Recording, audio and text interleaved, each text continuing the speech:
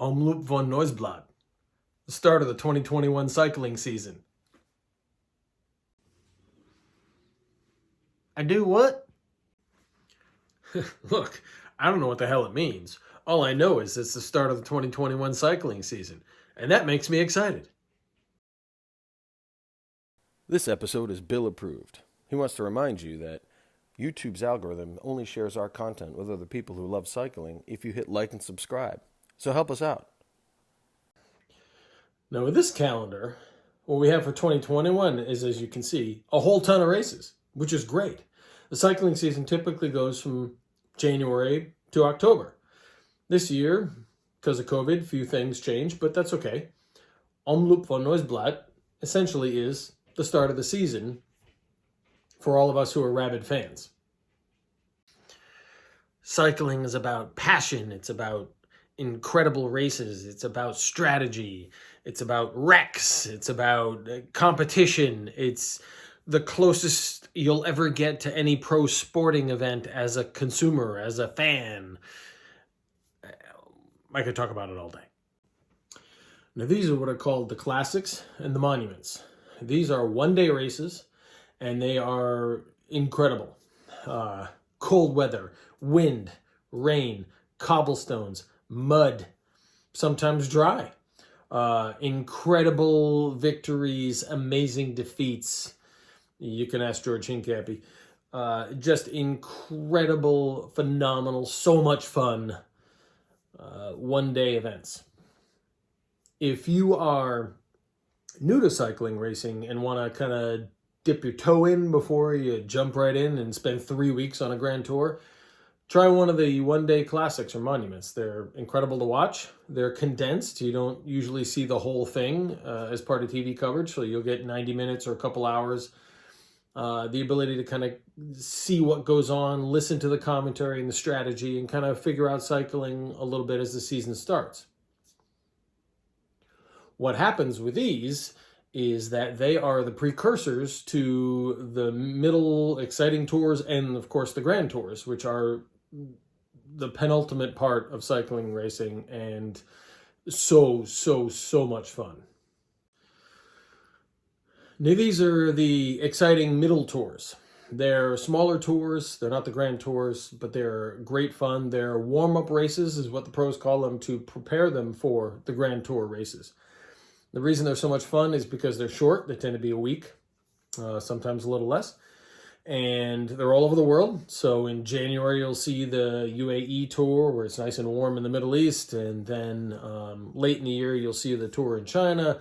Throughout the year, you'll see spot tours in France and Switzerland and other places. They're great warm-ups. You'll see all the pros who are testing their form, seeing how ready their legs are and their oxygen in their body, basically, for the competition that comes in the Grand Tours. And so as you watch these one-week races, you can see little bits of brilliance and see who is kind of incrementally getting better in preparation for the Grand Tours. And it's exciting stuff. It's a lot of fun.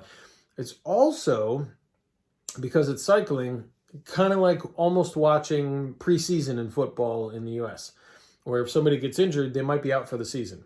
It happens in these middle tours. It happens in the one-day classics.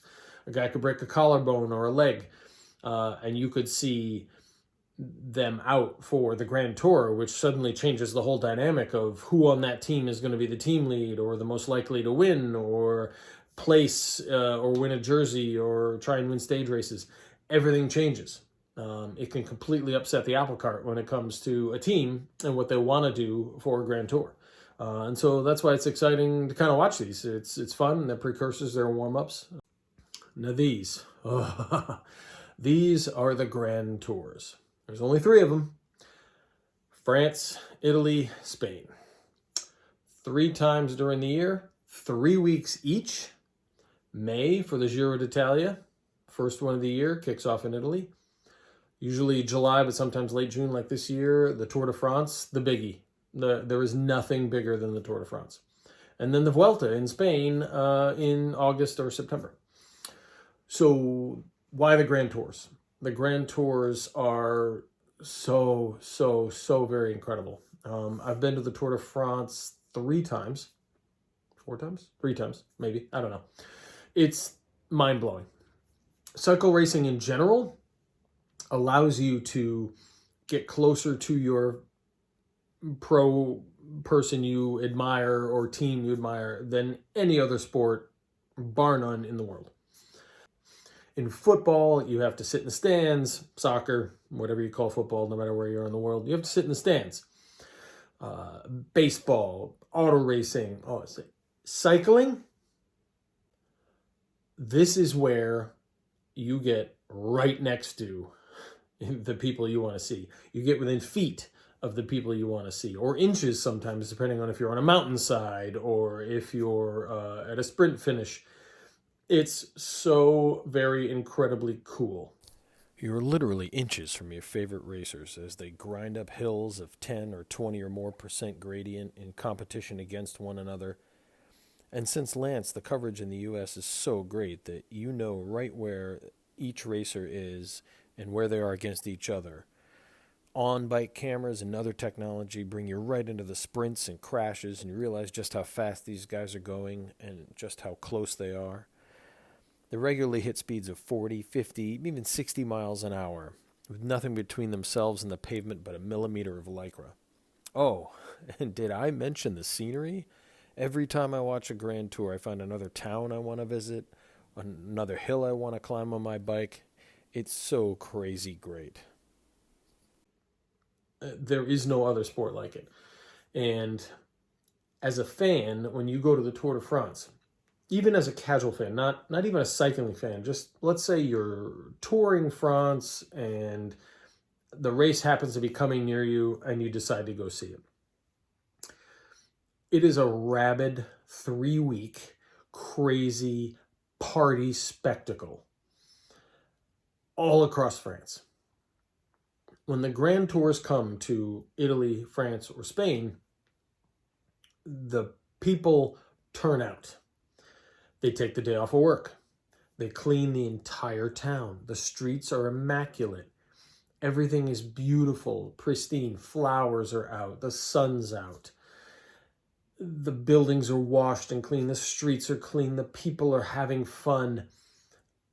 That tour may roll through their town on TV coverage for 30 seconds or a minute or 2 minutes or 5 minutes. I'm not even kidding.